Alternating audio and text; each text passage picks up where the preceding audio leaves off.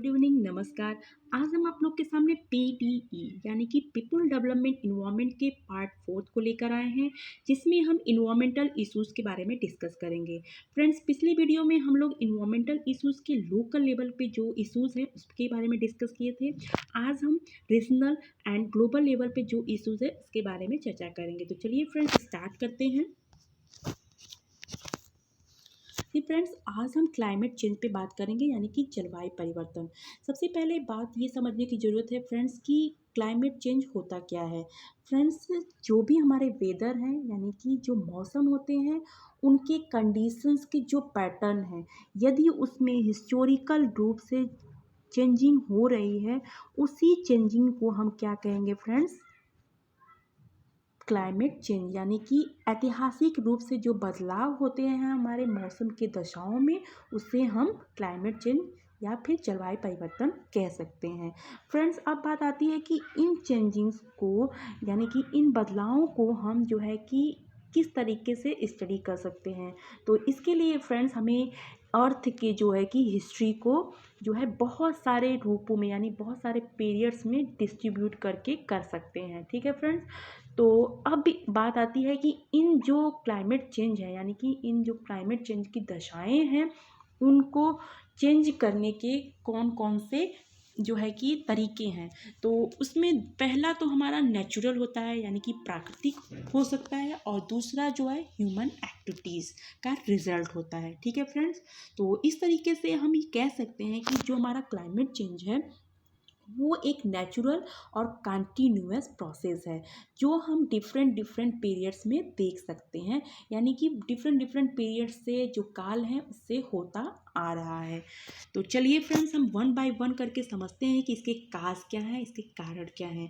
तो सबसे पहले हम बात करते हैं नेचुरल काज की यानी कि प्राकृतिक जो कारण है। इसमें एक थ्योरी है फ्रेंड्स सोलर स्टिग्मा का, जिसमें हम ये जानते हैं कि जो सन है उसमें काले काले जो है धब्बे होते हैं। जब कहा जाता है इस थ्योरी के अकॉर्डिंग कि जब इन धब्बों में ग्रोथ होता है यानी कि जब ज़्यादा ये धब्बे हो जाते हैं सन में, तो हमारी जो मौसम है यानी जो वेदर है बहुत ज़्यादा कोल्ड हो जाता है, बहुत ज़्यादा जो है कि उसमें नमी आ जाती है। ठीक है फ्रेंड्स, और जो तूफ़ान होते हैं वो भी उनकी भी संख्या बढ़ जाती है। लेकिन जब इन जो सन में ये जो काले काले धब्बे हैं ये कम हो जाते हैं फ्रेंड्स, तो क्या होता है हमारी जो मौसम है उसमें वो जो उनकी दशा है वो बहुत ज़्यादा जो है कि गर्म हो जाती है। ठीक है, और ड्राई हो जाती है कंडीशंस जो होते हैं। ठीक है फ्रेंड्स, तो इस तरीके से सोशल स्टिग्मा थ्योरी ये कहता है कि इनमें जो बढ़ोतरी होती है, घटोतरी होती है, उसकी वजह से हमारा क्लाइमेट चेंज होता है। इसके बाद नेक्स्ट है एक थ्योरी है मिलेंकोविच का, जो दोलन सिद्धांत यानी कि ऑस्किलेशन थ्योरी पे बेस्ड है। इनका ये कहना है कि हमारा जो सन है उसके चारों तरफ जो पृथ्वी है वो चक्कर लगा रही है। जब इसका अच्छी जो झुकाव होता है सन की तरफ यानी सूर्य की तरफ, उसमें जो परिवर्तन होते हैं यानी कि अच्छी झुकाव जो परिवर्तन होते हैं, परिवर्तन के आधार पे हम कह सकते हैं पृथ्वी को जो प्राप्त तो होने वाले सूर्य ताप है यानी कि इंसोलेशन है जो उनकी मात्रा में घटने और बढ़ने के आधार पर हमारा जो है क्लाइमेट चेंज होता रहता है। ठीक है फ्रेंड्स, इसके बाद है वॉल्केनिक थ्योरी। फ्रेंड्स, ये क्या है, ये ज्वालामुखी थ्योरी है, सिद्धांत है। इसके थ्रू जो है हमारे एटमॉस्फेयर में बहुत सारे जो पदार्थ हैं, जो गैस हैं, पृथ्वी पर आने वाले जो सूर्य ताप है यानी जो टेम्परेचर होता है सन का, उसकी मात्रा को कम कर देते हैं।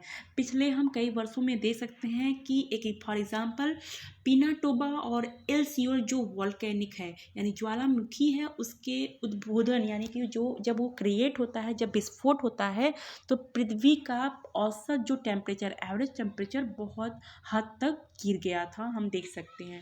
ठीक है फ्रेंड्स, उसके बाद नेक्स्ट थ्योरी है, नेक्स्ट प्रिंसिपल है, सिद्धांत जो बात कर रहे हैं वो है वायुमंडल के गैसीय संयोजन में परिवर्तन के सिद्धांत के अकॉर्डिंग टेम्परेचर जो है, जो हमारे क्लाइमेट चेंज है वो कैसे हो रहा है। ठीक है फ्रेंड्स, तो इसमें हम देख सकते हैं कि बहुत सारे जो वायुमंडल में गैस हैं एटमॉस्फेयर में, जैसे carbon dioxide, nitric oxide, methane, जल वाष्प, ये सारे जो हैं उनकी मात्रा में हम देख सकते हैं कंटिन्यूअस चेंजिंग उनके क्वांटिटी में होता रहता है। और इंडस्ट्रियल रिवॉल्यूशन के बाद की बात करें तो हम देख सकते हैं कि हमारा जो निर्भरता है यानी डिपेंडेंसी है पेट्रोलियम, कोयले और प्राकृतिक जो गैस है, नेचुरल गैसेस हैं, उसमें ज़्यादा हो गया है।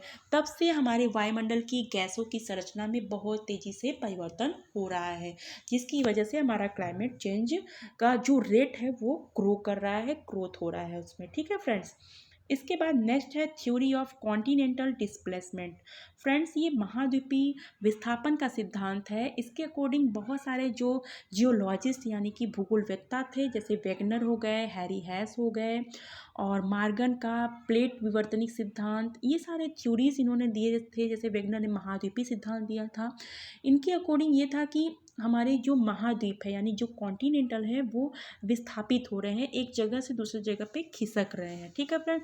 तो इसमें हम ये इन्होंने कहा कि ये 30 करोड़ वर्ष से यानी कि यह से पहले से ये शुरू हो गया था। महाद्वीपों का जो विस्थापन की प्रक्रिया है वो तब से निरंतर कंटिन्यूअस प्रोसेस में जारी है।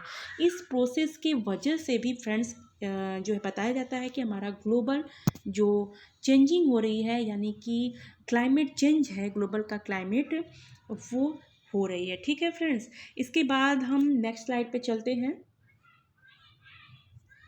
नेक्स्ट है फ्रेंड्स जो मैन मेड काज हैं। मैन मेड की काज की बात करें तो इसमें सबसे पहले है फ्रेंड्स फॉरेस्ट डिस्ट्रक्शन यानी कि वन का विनाश।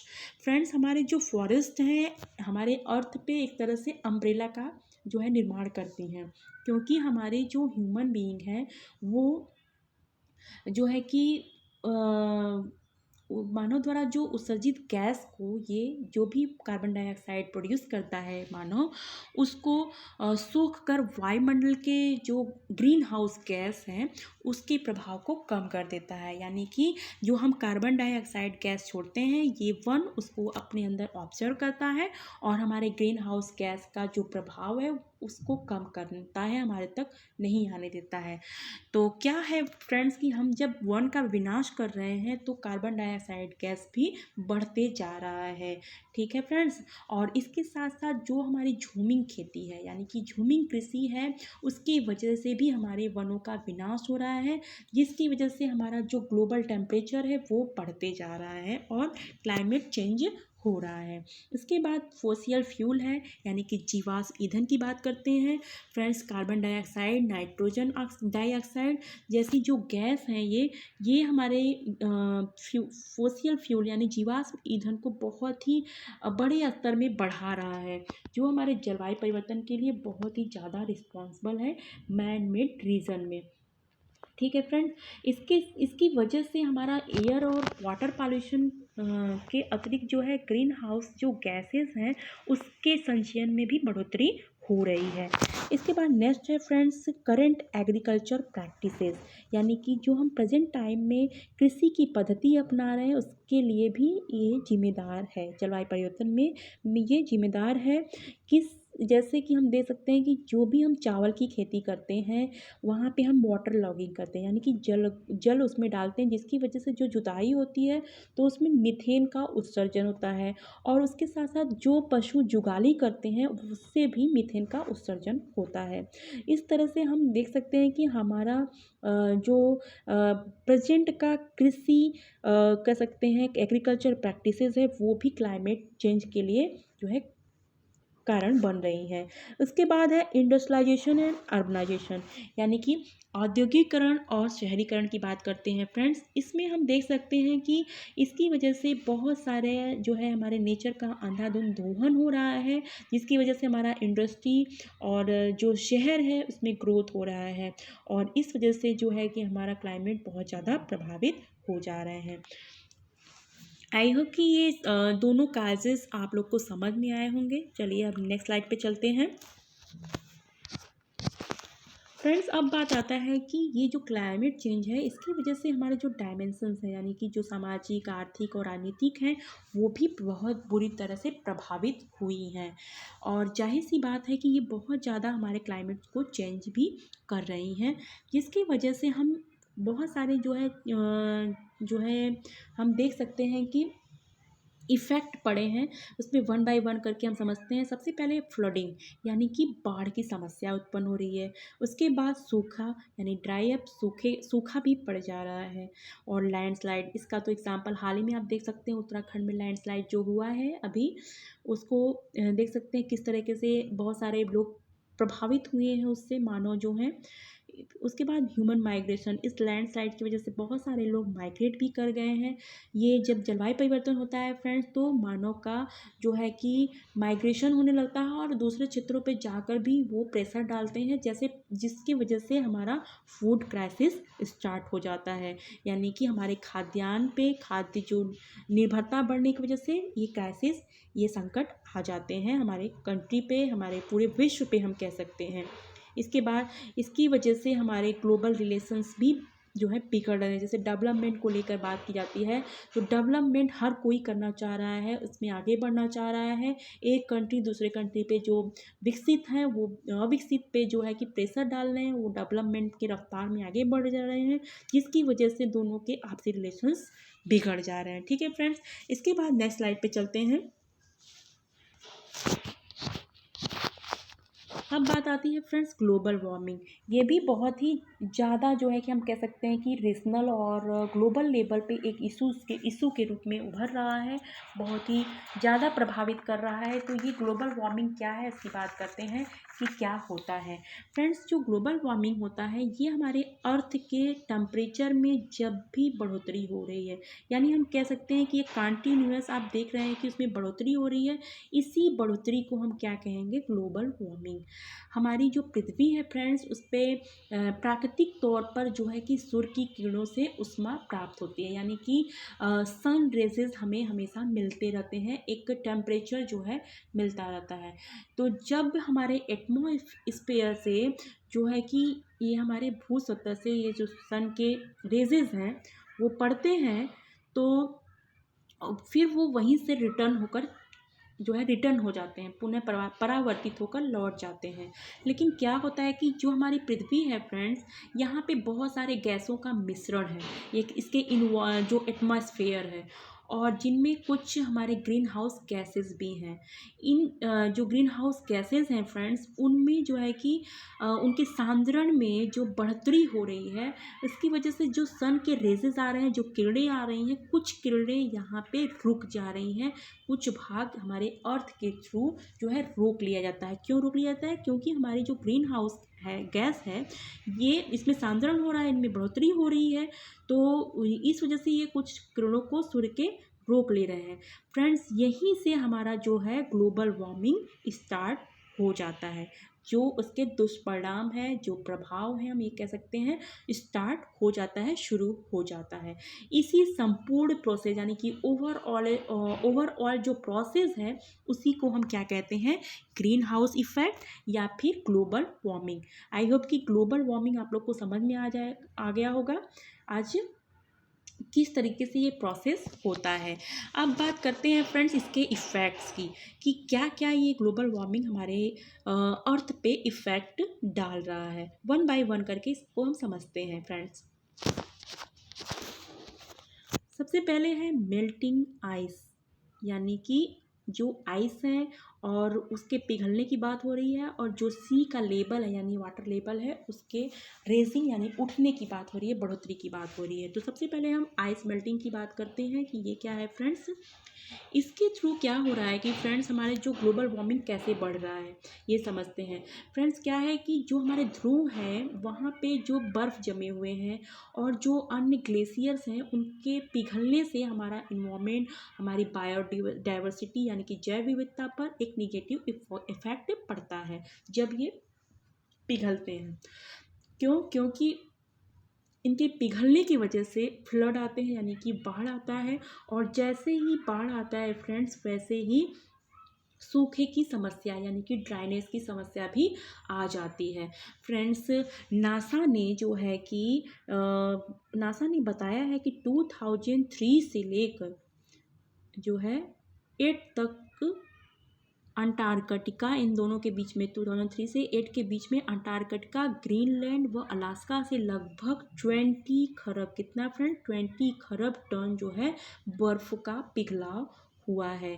अभी हम लैंडस्लाइड की बात करें जो उत्तराखंड में हुआ है, उसका भी वजह यही बताया जा रहा है कि ग्लेशियर्स के पिघलने के यानी कि बर्फ़ के पिघलने की वजह से और हुआ है। और ये बर्फ़ किस वजह से पिघला है फ्रेंड्स, वो हमारे ग्लोबल वार्मिंग की वजह से, ये टेम्परेचर के बढ़ने की वजह से, जिस वजह से हमारे जो डैम है वो टूट गए। तो इसकी वजह से बहुत सारे आप देख सकते हैं कि लोग माइग्रेट कर रहे हैं और बहुत सारे लोग मिले भी नहीं हैं। ठीक है फ्रेंड, इसके बाद रेजिंग ऑफ सी लेवल की बात करते हैं। फ्रेंड्स, जब ये ग्लेशियर्स बढ़ते हैं, जो हमारे बर्फ़ हैं, जब ये पिघल जाते हैं तो हमारे सी में यानी जो समुद्र है, सी का लेवल जो है बढ़ जाता है। ठीक है फ्रेंड्स, और ये लेवल जब बढ़ता है तो एक जो सिस्टम है सी का पूरा तहस नहस हो जाता है और इसके जो चारों तरफ लोग स्थित हैं वो भी दूसरे जगह जो है माइग्रेट करने के लिए मजबूर हो जाते हैं और दूसरे क्षेत्र पे ये जो है कि इफ़ेक्ट डालते हैं, वहाँ प्रभावित होते हैं। और इसके साथ साथ जो सिटी हैं, जो बंदरगाह हैं इसके अगल बगल, वो भी डूब जाते हैं। और एक तरह से हम देख सकते हैं कि इंटरनेशनल जो ट्रेड है बहुत बुरी तरह से प्रभावित हो जाता है फ्रेंड्स, इसकी वजह से। ठीक है फ्रेंड्स, तो आई होप कि ये मेल्टिंग ऑफ आइस और रेसिंग ऑफ सी के इफ़ेक्ट को आप समझ गए होंगे किस तरीके से ग्लोबल वार्मिंग के थ्रू इफ़ेक्ट हो रहा है। इसके बाद हम नेक्स्ट टॉपिक पे जो चलते हैं, नेक्स्ट है फ्रेंड्स ओशियन करेंट्स की बात करते हैं, यानी कि महासागर के जो धाराएं हैं उसमें परिवर्तन जो हो रहा है। फ्रेंड्स, जो हमारे महासागरीय जल है यानी ओशियन के जो वाटर हैं उसके टेम्परेचर में, उसके सॉल्टनेस में, उसके डेंसिटी में बहुत ज़्यादा चेंजिंग आ रही है, यानी कि उसकी लवणता, घनत्व और तापमान बढ़ रहे हैं। ठीक है फ्रेंड, उसमें चेंजिंग आ रही है। और इससे क्या हो रहा है कि जो भी करेंट्स हैं यानी जो धाराएं हैं उनकी गति, जो भी डायरेक्शंस हैं, साइज हैं, वो भी प्रभावित हो रहे हैं। इन धाराओं के जो है प्रेजेंट में हम देख सकते हैं जो चक्र है, जो सर्किल है एक होता है, वो बाधित हो रही हैं और उसमें बाउंडेशन आ रहा है, जिसकी वजह से जो स्थानांतरण की प्रक्रिया होती है वो भी बाधित हो रही है। और जो तटीय देश हैं उनके जलवायु में, उनके क्लाइमेट में बदलाव हो जाता है और इसकी वजह से हमारी खेती भी बहुत बुरी तरह से जो है उस पर निगेटिव इफ़ेक्ट पड़ जा रहा है। ठीक है फ्रेंड्स, इस तरह से ओशियन करेंट्स भी के वजह से जो है चेंजिंग आ रही है हमारे ग्लोबल वार्मिंग में, ओशियन करेंट्स पे जो है ग्लोबल वार्मिंग की वजह से चेंजिंग आ रही है। ठीक है फ्रेंड, नेक्स्ट चलते हैं। नेक्स्ट है distribution and biodiversity of cast. जो प्रजातियां हैं फ्रेंड्स वो भी हमारे इस ग्लोबल वार्मिंग की वजह से प्रभावित हैं, जिसमें हम देख सकते हैं कि जो प्रत्येक जाति एक विशिष्ट प्रकार के, एक स्पेसिफिक टाइप्स के वातावरण से एडजस्ट करने के लिए मतलब अपने आप को एडजस्ट कर सकती है, ऐसा सामंजस्य बनाती है, ऐसा बैलेंस इस्टेब्लिश करती है। परंतु क्या है कि हमारे जो टेम्परेचर है अर्थ का, वो हमारे जो भी जीव हैं उनके एक कह सकते हैं जियोग्राफिकल डिस्ट्रीब्यूशन से प्रभावित हो जाता है। इससे क्या होता है कि हमारे जातियों का जो विस्थापन है वो प्रारंभ हो जाता है और इसके अतिरिक्त हम देख सकते हैं जो हमारे प्रवाल भित्ति हैं वो भी प्रवाल विरंजन की वजह से विनाश की तरफ जो है बढ़ रहे हैं। ठीक है फ्रेंड्स, इसके बाद फूड प्रोडक्शन की बात करें, फूड प्रोडक्शन यानी खाद्यान्न उत्पादन की बात करते हैं। फ्रेंड्स, डिफरेंट जो डिजीज़ हैं इसकी वजह से हमारे प्लांट्स में लग जाते हैं, हानिकारक कीट और खरपतवार उत्पन्न हो जाते हैं और जो भी ब्रीथ एक्टिविटीज़ है उसके रेट में भी ग्रो हो जाता है। ठीक है फ्रेंड्स, इसके बाद जो है कि जो हमारे फसल है उसका उत्पादन कम हो जाता है, क्योंकि इन कीटनाशक और हानिकारक जो पदार्थ है उसकी वजह से।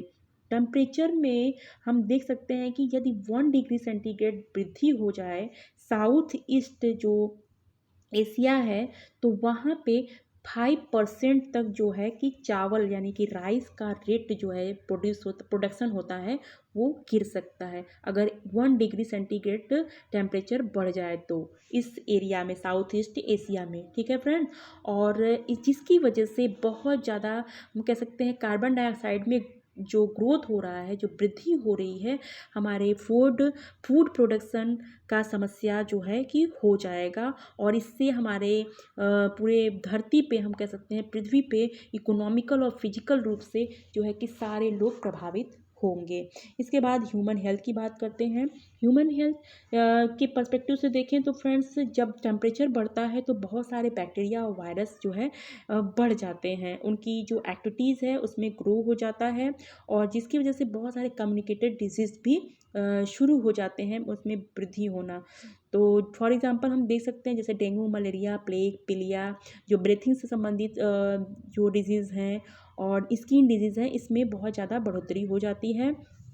और इस तरीके से हम देख सकते हैं कि ह्यूमन हेल्थ पर हमारे क्लाइमेट चेंज का बहुत ज़्यादा प्रभाव पड़ता है।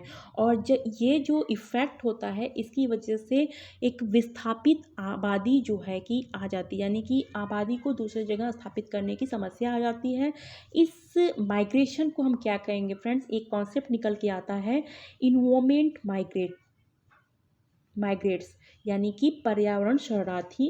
तो इस परिवर्तन की वजह से, जलवायु परिवर्तन के प्रभाव से जो विस्थापित होंगे, उन्हें हम पर्यावरण शरणार्थी कहेंगे। इस पे भी क्वेश्चन बन सकता है कि कौन सी जो है कि ऐसी वजह है जिससे पर्यावरण शरणार्थी बनते हैं, तो वो है फ्रेंड्स हमारा क्लाइमेट चेंज, ग्लोबल वार्मिंग का इफेक्ट की वजह से जो हमारी आबादी, जो पॉपुलेशन स्थापित होती है, उसे हम कहेंगे। ठीक है फ्रेंड्स, इसके बाद नेक्स्ट है ग्लोबल रिलेशंस। ग्लोबल रिलेशंस क्या है फ्रेंड्स, इससे भी प्रभाव पड़ रहा है हमारे जो है कि ग्लोबल वार्मिंग की वजह से।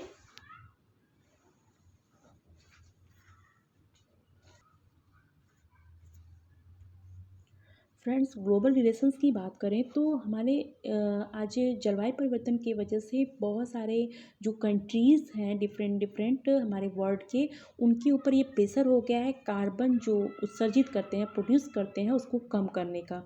तो इसकी वजह से हमारे जो डेवलप कंट्रीज़ है, अनडेवलप कंट्रीज़ पे प्रेशर बना रही हैं। ठीक है फ्रेंड्स, अनडेवलप जो कंट्रीज़ हैं, डेवलप वाले, तो हमारे जो अनडेवलप कंट्रीज़ हैं, जो डेवलपमेंट के प्रोसेस में जो है बढ़ रहे हैं, उनके ऊपर बहुत ज़्यादा प्रेशर हो रहा है, जबकि डेवलप कंट्रीज़ अपने डेवलपमेंट के प्रोसेस पे कोई ध्यान नहीं दे रहे हैं। जिसकी वजह से क्या हो रहा है फ्रेंड्स कि इन दोनों का रिलेशंस जो है बिगड़ते जा रहा है, आपसी संबंध पे प्रतिकूल प्रभाव पड़ रहे हैं। इस तरीके से ग्लोबल वार्मिंग आज के टाइम में बहुत ज़्यादा हमारे जो है कि वैश्विक संबंध को जो है प्रभावित कर रहा है। आई होप कि ये सारी चीज़ें आप लोग को क्लियर हो रही होंगी। फ्रेंड्स, अब बात आता है कि इसके लिए जो है कि बात आता है फ्रेंड्स कि कौन से ऐसे उपाय अपनाया जाए कि ये ग्लोबल वार्मिंग का समस्या जो है कि कम हो सके। ठीक है फ्रेंड्स, और जो है कि जिसकी वजह से जो है कि हम कौन से उपाय यानी कि कंट्रोल कर सकें, तो उसके लिए हमें जो है ग्रीन हाउस का जो इफ़ेक्ट है, यानी कि जो स्राव है, उसको कम करना पड़ेगा। जो जीवाश्म ईंधन है, उसका जो है कि कम से कम उपयोग करना होगा। उसकी जगह पे हमें जो है कि जो एयर एनर्जी है और सोलर एनर्जी है, इन सारी चीज़ों को यूज करना पड़ेगा। और इसके साथ साथ हमें जो फॉरेस्ट है, यानी कि पेड़ों को लगाना पड़ेगा, जिससे हमारे वन क्षेत्र को जो है बढ़ेंगे और CO2 का जो उपयोग है प्रकाश संश्लेषण में हो जाएगा। और इसके साथ साथ हमारे जो एग्रीकल्चर के फील्ड हैं, वहाँ पे हम नाइट्रोजन जो फर्टिलाइज़र यूज करते हैं उसको कम करें, NO2 का उत्सर्जन कम होगा, और CFC जो है के पदार्थ का विकास भी होगा। तो इस तरीके से वीडियो हमारा यहीं पे समाप्त होता है फ्रेंड्स। आई होप कि ये सारी चीज़ें आप लोग को समझ में आई होंगी। अगर ये वीडियो आप लोग को पसंद आया हो तो इसे लाइक और सब्सक्राइब करना नहीं भूलिएगा फ्रेंड्स। मिलते हैं नेक्स्ट वीडियो में नेक्स्ट टॉपिक पे। Bye bye friends.